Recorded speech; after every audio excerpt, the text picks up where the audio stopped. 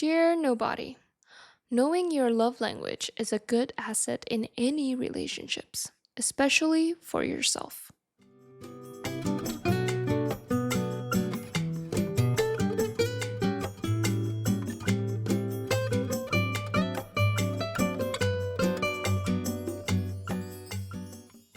It's quite funny how this is the 14th episode and we're in February. February 14th, like the Valentine's Day. I mean, although it's not the 14th of February yet, but it's episode 14 and it's in February. So, like, get it? The Valentine's Day? Anyway, as we are welcoming February, which is the love month, I don't know why it's the love month. I mean, like, I don't understand the origin of Valentine's Day, but anyway. Since it is the love month, we have an exciting topic that we're going to discuss today, and you know it, it's going to be love related. Actually, someone sent in a discussion about love languages and how it's different between cultures. Today, I'm going to unpack it with you guys with my thorough research as well as my thoughts about it and how I really feel about love languages. Are they beneficial? Are they real? Are they not? Let's dive in. Before we get into deeper conversation about love languages, we have to know the definitions. So, what is a love language? And why does it matter so much in our lives? To answer that, I have a clear definition of love language from the internet, and it says a specific way a person gives and receives affection, as conceptualized by Dr. Gary Chapman. Understanding these five distinct categories helps individuals express love in a way that their partner best understands and appreciates, strengthening emotional bonds in romantic, family, or friendly relationships. There you have it, straight out of the internet. So, why does this thing matter so much in our lives? Before jumping into that question, we have to know that we have five different love languages, and they are words of affirmation, quality time, physical touch, acts of service, and receiving gifts. Words of affirmation is just basically using words to build up the other person, such as compliments, encouragement, and love notes, like just saying, I love you, or like, you look good today, or something like that. Those are words of affirmation. Quality time is by giving someone undivided attention, such as having deep conversations or doing activities together without distraction. Just literally hanging out together without doing anything.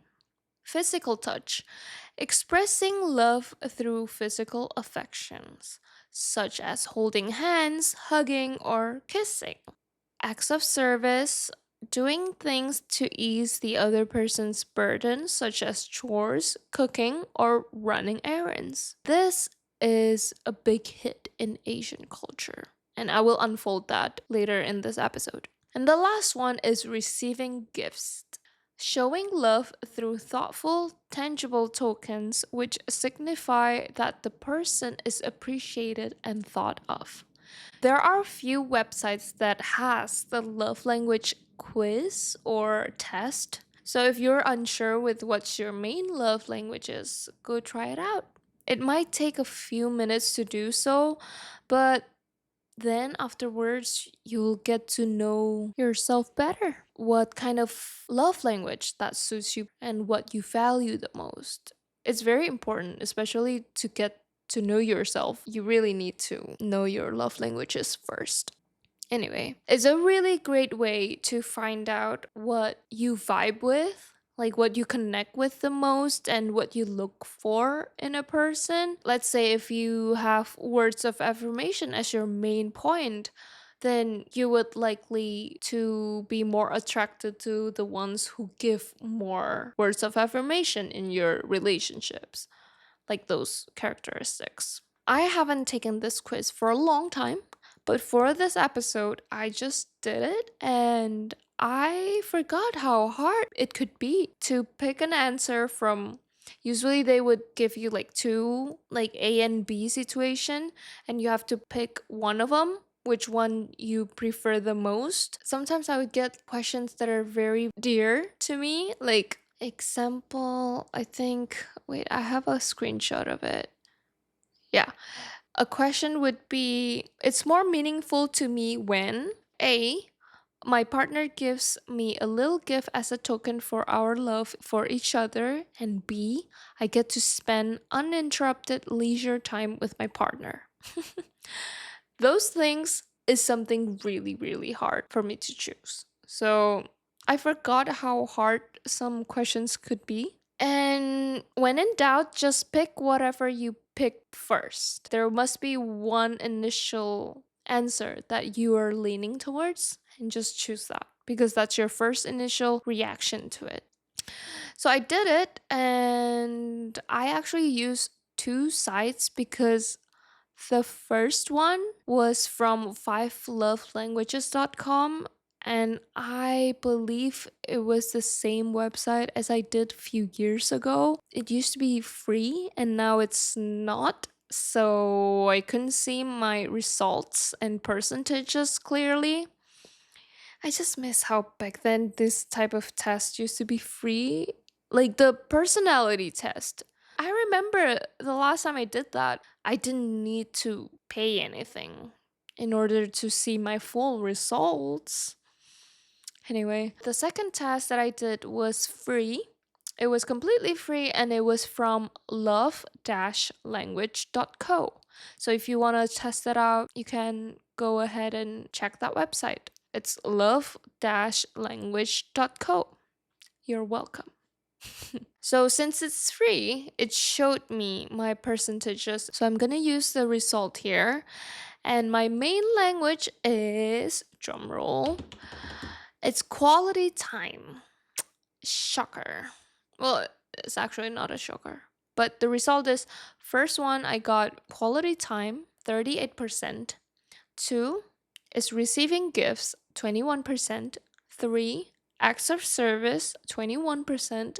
Four, physical touch, 17%. And five, the last one, is words of affirmation, 3%.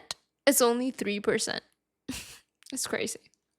Each time I take this test or this quiz, it's always funny whenever I look back at it because it literally described whatever stage I was in my life. Literally. I remember when my boyfriend and I was in the same city, my main love languages was either physical touch or quality time. Physical touch is really high up there. But now, since we're doing long distance, I totally agree with my results now because how we spend time is mostly by FaceTiming, and that's like our quality time. That's why I have that as my main love language right now. So it's really understandable. And to be fair, I think quality time has always been my top three in all of my results that I remember. I remember this one time back then, I think when I was in high school or so, that's about like 10 years ago, I would say. My top love language was words of affirmation. And now it's 3%. It's so funny because I don't know. I think you just change. It's also same with personality test. You always change throughout life, and according to your life situation, things will also change.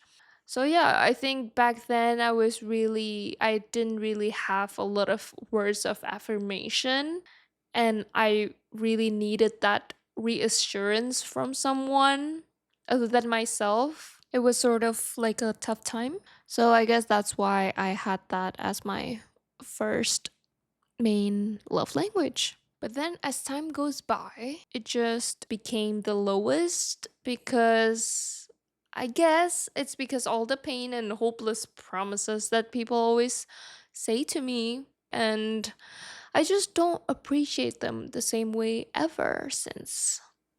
But that's just me though. I know some people have words of affirmation as their number one, and I don't blame them actually. It's really nice to hear good stuff about you, but it's not my main thing anymore. That's it. People change.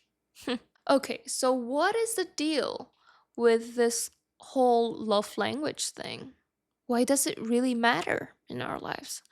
Well, because of this love languages, and if you share your results to your friends, family, loved ones, and vice versa, they also share it with you, you can get to know yourself better and also your loved ones. Like you can understand them more and see what they prefer so that they can feel loved by you and vice versa. Like, who doesn't like to be loved in a certain way that you just really like to be loved? You know? Sometimes people just don't see each other eye to eye in terms of like what they value the most. And this is when love languages results becomes very, very helpful because then you can get something that they might actually really appreciate. Example, if their first love language is receiving gifts, then you might want to get something for them, even though it's small, but it just shows them that you think about them. Whenever you walk down somewhere, and then you just instantly, oh, I see this present, it reminds me of this person, so I'm gonna give it to them. It shows that other person how much you care or how much you thought about them because you know that that is very special and that's their main thing of feeling loved, and you try to match that. You try to say it in their language, like, hey, I care about you, this is how I'm showing it to you. One thing about relationship or friendships or any kind of relationships, it's always nice to be seen, and you try to make your loved ones feel seen because that's when they feel loved. Everyone's point of view or like values will be different from each other. And when you don't agree with someone else's views on their main love languages, try to understand why it's very meaningful for them because usually they have a good explanation and reasoning on why that main thing is their first one. It could be because of their past experiences in life, whether that's good or bad. There's always going to be a story behind the explanation. Like, example, earlier, I was explaining how words of affirmation was my first one when I was younger, and then now it's the lowest one because the hopeless promises that people usually just say to me, and I just don't believe them now. I just prefer actions rather than talk. Like, just show it to me, and then I can try to believe what you're saying to me. But if you're just saying, like, hey, I like you, and then there's nothing else that's following up with it, like an action that's following up that statement, I wouldn't believe you. I, yeah, that's it. Low key, though, it's like opening up a Pandora box. And in this case, it's like a free therapy for yourself. Sometimes we don't think too much about this main love language thing or why we appreciate certain things more than the others. And when we sit down and really think about it, then all of the truth comes out. Even me, I had to sit down and think about why my words of affirmation just dropped down. Moving on, how is this love languages different in cultures? Now, this is very juicy. So, sometimes love languages are culturally inclined. Well, in Asian cultures, especially like in our grandma's time, probably like in boomer generation or even X generation, like our parents, they would most likely have acts of service as their main love languages. And probably physical touch as the last one. Not gonna lie, that's speaking from an experience. If you guys don't know yet, I'm from Indonesia, but my ethnicity is Chinese, and I've been living in the States for almost 10 years now. So I've had multiple changes of love language in the course of my life. And most of the scenarios that you will find in Asian households is that they will ask, "Have you eaten yet?" And this is like saying, "How are you?" in America, basically. And then even if you ate already, they will ask you over and over again and insist you to eat. Like, I love my grandmas. And usually, after a fight, they will offer you a delicious peeled off or cut fruit. It can be apples, oranges, or it can be also your favorite, something that you like. Same thing as parents, though. Usually, the dads will buy foods and bring it home, and then the mom will open up food or reheat it and serve it to the family, like in the table. It's like acts of service, but in a different fonts in a way. And most Asian households, they don't show affections in words, and most definitely not physical touch. And I'm speaking about the boomer and X generation. I mean, definitely it's not like every single Asian household do that, but most of the people who I know and who I'm close with, they mostly have similar situation where it's like that, how the household operates. It's like that. So because of those experiences, it even feels weird for me to touch or like brush skins with my sister until now. I mean, now it's like getting better, but it just, we never view it as normal because that's what we grew up with. Like those acts of services that it's never "I love you," but it's always like an action showing that, "Hey, I really care for you. Like, here, some food. I cooked it for you. Go eat it." It's like that. But I know in America or in more progressive countries, they're more outspoken with their love, like saying "I love you" frequently and out loud to each other is considered normal. And then holding hands, kissing each other on the cheek, not like the kind of greeting kisses on the cheek, though, like an actual kissing each other on the cheeks. They're normal here in America.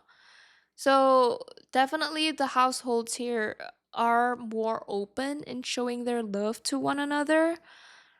And this is something very different with what I grew up with.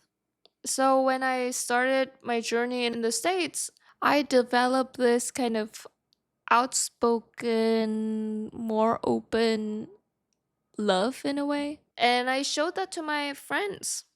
But sometimes when I try to do it with my family, it's still a bit awkward, not gonna lie. So, yeah. Does that resonate with any of you guys? Because it definitely resonates with me sometimes.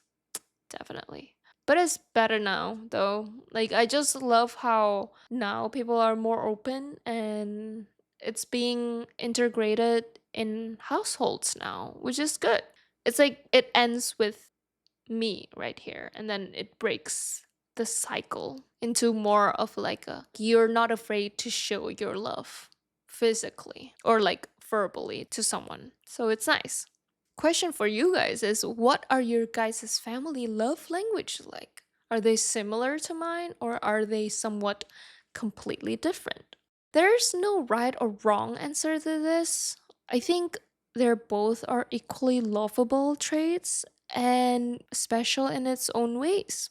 One thing that I truly, truly believe though is that while we all have our own different main love languages, it will never hurt to give someone all of the five love languages, especially with your own partner or significant other. Example, like in my result, words of affirmation, I use this example a lot in this episode, but it makes sense. So, in my result, as you guys know, words of affirmation is only 3% for me. Like, that's not a lot at all. But that also doesn't mean that I don't value them at all. It just simply means that there are other things that I value more.